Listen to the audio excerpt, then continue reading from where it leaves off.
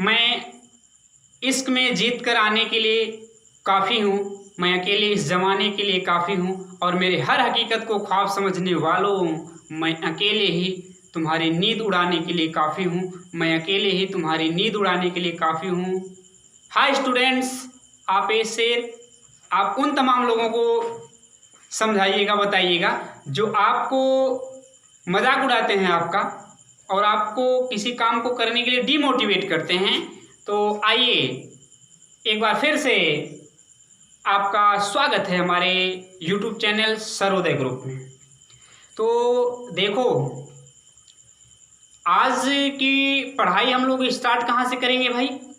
आज की जो पढ़ाई हमारी है, हम प्रथम कोटि की अभिक्रिया की परिभाषा और उसके लिए वेग स्थिरांक का व्यंजक पढ़े थे। अब आज हम आपको बताएंगे प्रथम कोटि की अभिक्रिया के लिए वेग स्थिरांक का मात्रक। जैसा कि उस वेग स्थिरांक के मात्रक के बारे में जनाब मैं आपसे एक बार चर्चा किया हूँ, दूसरे मेथड से निकालना। अब की बार उस वेग समीकरण का जो व्यंजक आया है, समाकलित वेग समीकरण, उसकी सहायता से मैं आपको निकाल के बताऊंगा। यानी कि पिछली बार दूसरी तरीके से मात्रक निकाले थे, अब की बार भाई समाकलित वेग समीकरण जो आप पढ़े हैं, आपको पीछे सिखा के आया हूं, उस समाकलित वेग समीकरण की सहायता से मात्रक निकाल लेंगे। चलिए, तो आप हमको बताइए क्या बताना है कि एक समीकरण का हम कल निगमन किए थे, लास्ट में आया था वो K1 यानी प्रथम कोटि की अभिक्रिया का वेग स्थिरांक बराबर 2.303 अपान टी। आज वेग स्थिरांक का मात्रक पढ़ेंगे और अर्धाय उसके लिए पढ़ेंगे। तो पहले मात्रक देख लेते हैं। K1 बराबर भाई 2.303 बटे टी। यहां आप लाए थे log बेस 10 और R0 बटे RT। इस व्यंजक को आप पिछली वीडियो का सहारा लीजिएगा, मिल जाएगा कहां से आया है। ठीक है, अब देखो भाई, ये अंक है, कोई मात्रक होगा नहीं, टाइम का मात्रक होगा, log का कोई मात्रक होगा नहीं। R0 अभिकारक की प्रारंभिक सांद्रता है, यानी initial concentration of reactant. RT जो है T समय पर सांद्रता है, यानी कंसंट्रेशन एट टी टाइम। सब ए भी सांद्रता, ए भी सांद्रता, ए टाइम। तो भाई देखो, जब K1 का मात्रक लिखोगे तो सब तो वैसे रहेगा। अब आप हमको बताओ कि K1 का मात्रक जब आप लिखोगे तो K1 यानी प्रथम कोटि की अभिक्रिया का वेग स्थिरांक बराबर, इसका कोई मात्रक होगा नहीं, 1 अपान टाइम इंटू ये कंसंट्रेशन है यानी सांद्रता, और RT जो है, बताओ, ये भी सांद्रता है T समय पर, R0 प्रारंभिक सांद्रता है, तो इसको भी लिख लीजिए सांद्रता। अब अच्छा बताइए, ये कंसंट्रेशन से कंसंट्रेशन खिड़क हो जाएगा, कट जाएगा, समझ रहे हैं? खिड़क करके काट दीजिए। क्लियर? अब भाई टाइम ऊपर जाएगा, टाइम ऊपर जाएगा तो टाइम के पावर माइनस होगा। तो अब लिख लो भाई K1। हाँ, क्या बोला? बताओ, K1 का मात्रक, और K1 का मात्रक बराबर टाइम ऊपर जाएगा तो टाइम के पावर -1, यानी इसके लिए K1 वेग स्थिरांक का मात्रक टाइम के पावर -1। और जब टाइम को सेकंड में मापा जाएगा तो ये हो जाएगा सेकंड के पावर -1, या अगर टाइम मिनट में होगी तो आप इसको लिख लोगे मिनट के पावर -1। बोलो बच्चों, बात समझ में आई क्या? बहुत आसान है, ये आप समीकरण पढ़े हैं, इसी के अकॉर्डिंग मैं यूनिट निकाल दिया। तो आप जानते रहिए कि प्रथम कोटि की अभिक्रिया के वेग स्थिरांक का जो मात्रक टाइम इनवर्स सेकंड के पावर -1 और मिनट के पावर -1 होता है। बात समझ गए? चलिए तो एक K1 का मात्रक रहा। आप कर लीजिए शॉर्ट स्क्रीन, समझ गए होंगे, बहुत इजी चीज है। अब आपको आगे ले चलते हैं अर्ध आयु की तरफ। बात समझ रहे हैं कि नहीं? चलो भाई मिटा देते हैं। भाई पढ़ाई में लगे रहिए, आगे जैसे बढ़ते जाएंगे अगर पिछली वीडियो देखेंगे तो बेहतर समझ में आएगा और क्लास इंटरेस्टेड होगी।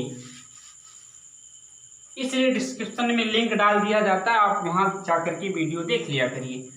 अब देखो हम पढ़ेंगे प्रथम कोटि की अभिक्रिया के लिए अर्ध आयु का व्यंजक। क्या पढ़ाई करेंगे भाई? प्रथम कोटि की अभिक्रिया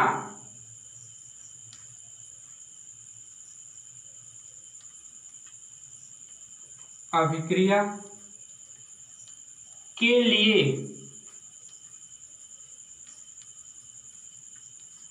अर्ध आयु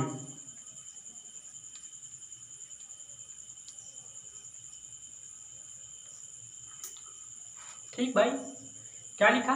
प्रथम कोटि की अभिक्रिया के लिए अर्ध आयु।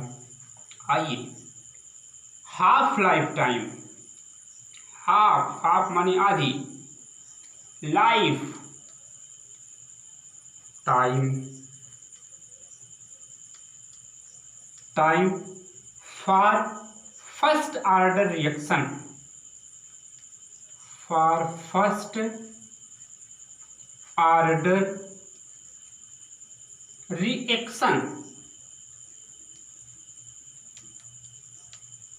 ये तो रही टॉपिक कि हम क्या पढ़ने वाले हैं। अच्छा, तो आज की पढ़ाई यही है भाई। क्या है? प्रथम कोटि की अभिक्रिया के अर्धायु, half life time for first order reaction. फिर समीकरण का प्रयोग करूंगा मैं वही। और ये जो अर्ध आयु है भाई, इस अर्ध आयु को मैं आपको बता दिया था, और वह अगर नहीं जानते हो तो पापड़ छानो जाके पापड़ छानो, चाय के साथ लो उसको ना, पढ़ना पड़ेगा। अर्ध आयु क्या? हमने कहा था ऐसी समय होती है, शून्य कोटि की अभिक्रिया में बता दिया था। अर्ध माने आधी, आयु मतलब समय, यानी वह समय जिसमें कोई अभिकारक अपनी प्रारंभिक मात्रा का 1/2 भाग शेष बचता है, उसे उसकी अर्धायु कहते हैं। यानी 100 अभिकारक के अणु को 50 होने में जितना समय लगेगा वह उसकी अर्धायु होगी। 40 मोल अभिकारक की सांद्रता को 20 मोल होने में जो समय लगेगा वह अर्ध आयु होगी। मतलब वह समय जिसमें कोई अभिकारक अपनी पहली वाली मात्रा का भाई, पहली मात्रा जो शुरू में होती है उसकी आधी 1/2 आधी भाग शेष बचेगी, उसको आप अर्धायु कहते हैं। ये पीछे आप पढ़े हैं। तो अगर आप ये कर लेते हैं, सपोज आप यही किए हैं, प्रथम कोटि की अभिक्रिया के लिए प्रारंभ में सांद्रता R0, प्रारंभ में सांद्रता T बराबर, मान लीजिए कि यह कोई अभिक्रिया है और प्रथम कोटि की है, प्रथम कोटि, यह अभिक्रिया मान लीजिए प्रथम कोटि की है। अब एक भाई T बराबर 0 पर जो अभिकारक की सांद्रता है, ऐसे लिख रहा हूं, T बराबर 0 पर एक्टिव मास ऑफ R बराबर, सपोज कर लीजिए R0। जब T हाफ के बराबर होगा, T बराबर T हाफ, यानी अर्धायु का नोटेशन T हाफ होता है, उसको T हाफ या T1/2 से दिखाते हैं। तो है जो एक्टिव मास ऑफ RT होगा, जो RT आप जिसको कहते हैं T समय पर सांद्रता, तो एक्टिव मास ऑफ R जो RT के बराबर होता है, तो एक्टिव मास ऑफ R बराबर ये हो जाएगा पहले का R0/2, यानी तब RT जो होता था वह हो जाएगा T समय पर सांद्रता R0/2 होगी भाई। तो आप टी हाफ के बराबर, तो आर बराबर R0/2 प्रारंभिक का आधा, या आप कह सकते हैं कि RT हाफ हो जाएगा ये ऐसे, T बराबर T हाफ। तो समीकरण में जो RT होता है वह T समय पर सांद्रता, तो T समय पर सांद्रता जो होगी RT हाफ समय पर, तो यह क्या हो जाएगी R0/2 पहले की आधी। चलो अब आप व्यंजक जानते हो, K1 बराबर 2.303/T, यही भाई। यहां आप लिख देते हो भैया log बेस 10 R0/RT। अब देखो R0 तो प्रारंभिक सांद्रता, T समय, और RT T समय पर सांद्रता। जब T हाफ होगा, T बराबर T हाफ पर जो RT हो जाएगा ये हो जाएगा R0/2 रखने पर। समझ में आई बात क्या? पहले की आधी बचेगी जब समय अर्धायु के बराबर होगी, इन मानों को रख दीजिए वहीं, रखेंगे तो मिल जाएगा भाई K1 बराबर 2.303/T हाफ। ठीक है, बहुत अच्छा। log बेस 10 R0 कुल के बटे R0/2। समझ में आई बात? R0 से R0 कैंसिल, log बेस 10 तो ऊपर चला जाएगा, तो ये हो जाएगा K1 बराबर 2.303/T हाफ, और ये हो जाएगा log बेस 10 2। फिर भाई आई मैथ की बात, मैथ वाली बात। और मैथ वाली बात क्या? log बेस 10 2 का मान सब लोग जानते हैं 0.3010, रख दीजिए log 2 की जगह, मिलेगा K1 बराबर 2.303/T हाफ, T हाफ, और log बेस 10 का मान 0.3010। इन दोनों का मल्टीप्लाई करिएगा, आपको मिल जाएगा K1 बराबर 0.693/T हाफ।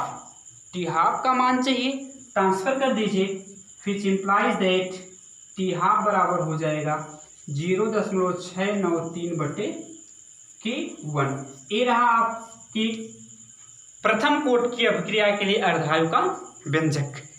T हाफ बराबर 0.693/K1। K1 प्रथम कोट की अभिक्रिया का वेग स्थिरांक है। हमने क्या कहा? इस समीकरण आप समाकलित देख समीकरण में प्रथम कोट की अभिक्रिया में पढ़े हैं। इस समीकरण में T हाफ के बराबर हुआ, समय अर्धायु के बराबर हुई, तो अभिकारक की जो T समय पे सांद्रता बचती है तो वह T हाफ समय पे पहले की आधी बचेगी, क्योंकि उसी को अर्धायु कहते हैं जिस समय पर अभिकारक अपनी प्रारंभिक मात्रा का आधा भाग शेष बचता है। तो हमने T बराबर T हाफ, RT बराबर R0/2 रख करके मैथमेटिकली सॉल्व किया। T हाफ बराबर 0.693/K1, 0.693/K1 आया। ठीक है, तो इतना समझने के लिए आप करिए इसको शॉर्ट स्क्रीन कर लीजिए। तो बोलो समझ में आया कि नहीं आया? जरूर बताइएगा कमेंट में वीडियो आपको कैसी लगती हो, और बेहतर चाहते हो तो मैं और बेहतर कर सकता हूँ, मैं भी कर सकता हूँ, क्योंकि फर्क होता है, मैं ही कर सकता हूँ और मैं भी कर सकता हूँ, फर्क है दोनों में। शब्द भाई जब ये बोला जाता है कि मैं ही कर सकता हूँ तो ये अहंकार है, घमंड है, ये अहंकार को व्यक्त करता है। लेकिन जब ये बोला जाता है मैं भी कर सकता हूँ तो ये विनम्रता है, ये आत्मविश्वास है। तो सभी लोग, बहुत लोग करने वाले हैं, लेकिन उसमें एक मैं भी शामिल हूँ, मैं भी कर सकता हूँ बेहतर। केवल आप वीडियो को लाइक करिए, चैनल को सब्सक्राइब करिए, देखिए आपको बेहतर कॉन्सेप्ट, अच्छे न्यूमेरिकल्स और टॉपिकों को और बेहतर ढंग से पूरे उत्साह के साथ, जुनून के साथ आपके सामने डेली लेकर के आऊँगा। बात समझ में आ गई। टी हाफ बराबर क्या मिला, 0.693/K1 मिल गया। चलिए तो अब इसको मिटा देते हैं, शॉर्ट स्क्रीन कर लीजिए। अब यहाँ से एक बहुत बढ़िया रिजल्ट हमको मिलेगा और वह रिजल्ट ए है। जानते हैं क्या है? अभी आप निगमन किए हैं, सूत्र क्या किए हैं भाई, सूत्र निगमन किए हैं कि टी हाफ इक्वल 0.693/K1। शून्य कोट की अभिक्रिया में जो आप निगमन किए थे तो वह टी हाफ इक्वल था R0/2K0। उसमें R0 था, सांद्रता का पद था, तो कह रहे थे कि इसकी अर्धायु प्रारंभिक सांद्रता पर निर्भर करती है। लेकिन इसमें कहीं पे भी सांद्रता का पद है, टी हाफ बराबर 0.693/K1, तो आप कह सकते हो भाई कि इसकी अर्ध आयु किसकी, प्रथम कोट की अभिक्रिया की, वह अभिकारक की प्रारंभिक सांद्रता पर निर्भर नहीं करती है। The half life time is independent to the initial concentration of reactant molecules in the first order reaction. Understand? Clear? सबको समझ में बात आ रही है? चलो तो अतः स्पष्ट है, कहीं नहीं दिख रहा है सांद्रता का पद। अतः प्रथम कोट की अभिक्रिया की अर्ध आयु, प्रथम कोट की अभिक्रिया की अर्ध आयु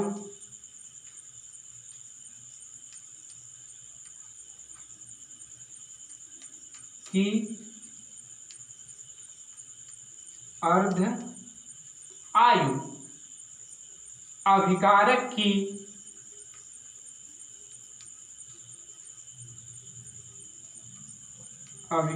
की प्रारंभिक सांद्रता, अभिकारक की प्रारंभिक सांद्रता पर निर्भर नहीं करती है, निर्भर नहीं करती है। बात समझ में आई? इस व्यंजक से स्पष्ट है कि प्रथम कोट की अभिक्रिया की अर्धायु अभिकारक की प्रारंभिक सांद्रता पर निर्भर नहीं करेगी। क्यों? क्योंकि भाई इसमें जो आप देख रहे हैं जनाब कि इसमें कहीं पर भी सांद्रता का पद नहीं दिखाई दे रहा है। तो कभी कभी क्वेश्चन पूछा जाता है कि सिद्ध कीजिए कि प्रथम कोट की अभिक्रिया की अर्धायु अभिकारक की प्रारंभिक सांद्रता पर निर्भर नहीं करती है। तो जैसे मैंने बताया यहाँ तक आप करेंगे और लास्ट में लिख देंगे, अतः प्रथम कोट की अभिक्रिया की अर्धायु प्रारंभिक सांद्रता पर निर्भर नहीं करती है क्योंकि इसमें सांद्रता का पद नहीं है। अंडरस्टैंड? क्लियर बच्चों? ठीक है, चलिए इसको भी शॉर्ट स्क्रीन कर लीजिए और इसको ऐसे भी लिख सकते हैं, जब नहीं निर्भर करती है तो लिख लीजिए T half proportional 1/R0 zero power मतलब कुछ नहीं, निर्भर नहीं करती है। यह रिजल्ट आगे काम में आएगा, इसलिए मैं लिख रहा हूं नहीं निर्भर करती है तो नहीं करती है। R⁴ मतलब नहीं निर्भर करती है, यानी R0 पर निर्भर ही नहीं करती है, 0 पावर पर निर्भर करने का मतलब। ठीक है, इसको मिटा देते हैं, कर लीजिए शॉर्ट स्क्रीन।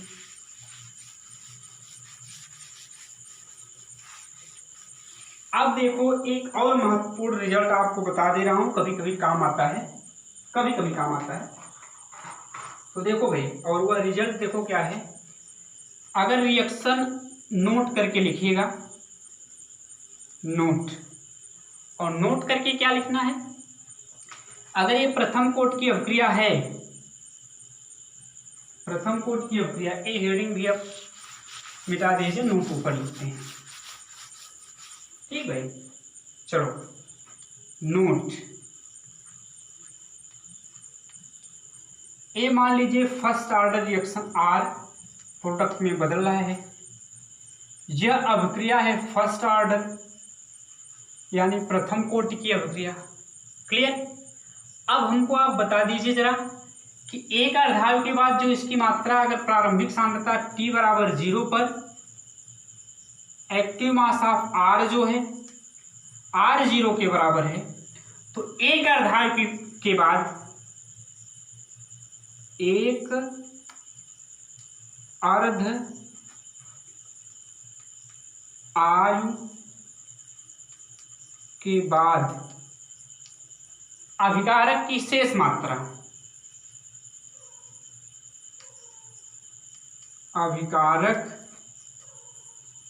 की शेष मात्रा एक अर्धायु के बाद, तो हमने क्या बताया, प्रारंभिक का आधा यानी R0/2। चलो अब दो अर्धायु के बाद जब निकालेंगे, दो अर्धायु के बाद अभिकारक की शेष मात्रा बराबर अब इसका आधा कैसे निकालेंगे भाई, R0/2 कुल के बटे 2, ये होगा आधा, तो इसको लिखेंगे R0/2 मल्टीप्लाई बाई 1/2, क्योंकि भिन्न के बटे भिन्न तो नीचे वाली भिन्न उल्टा हो जाती है, 2/1 लिख सकते हैं। अब मल्टीप्लाई में होगा तो 1/2, अब 2 2 जा 4 यानी R0/4। अब इसको लिख सकते हैं R0, 4 को लिखा जा सकता है 2 के पावर 2। इसी प्रकार तीन अर्धायु बाद अभिकारक की शेष मात्रा, अब R0/4 कुल के बटे 2, अब वो क्रम होगा तो ये हो जाएगा R0/8 और 8 को लिख सकते हैं R0/8, which imply that R0/2 के पावर 3। यानी जब एक अर्धायु थी तो लिख सकते हैं 2 के पावर 1, दो अर्धायु बाद 2 के पावर 2, तीन अर्धायु बाद 2 के पावर 3। तो आप बताइए n अर्धायु बाद कितनी मात्रा बचेगी, n अर्ध आयु बाद अभिकारक की शेष मात्रा, अभिकारक की शेष मात्रा बराबर R0 यानी प्रारंभिक सांद्रता पान 2 के पावर n। ये रहा महत्वपूर्ण रिजल्ट कि अगर n अर्धायु बाद अभिकारक की शेष मात्रा R0/2 के पावर n होगी। क्लियर? तो ये महत्वपूर्ण नोट है, समझिएगा कि एक अर्धायु बाद R0/2 के पावर 1, दो अर्धायु बाद R0/2 के पावर 2, तीन अर्धायु बाद R0/2 के पावर 3, तो n अर्धायु बाद हो जाएगा R0/2 के पावर n। ये महत्वपूर्ण रिजल्ट है, नोट कर लीजिएगा। तो मैं उम्मीद करता हूँ कि आप ये वीडियो बहुत बेहतर समझ गए होंगे। ज़रूर बताइएगा कि आपको वीडियो कैसी लगी, और thanks for watching this video, most welcome. बने रहिए इसी तरह हमारे साथ, बहुत बहुत धन्यवाद।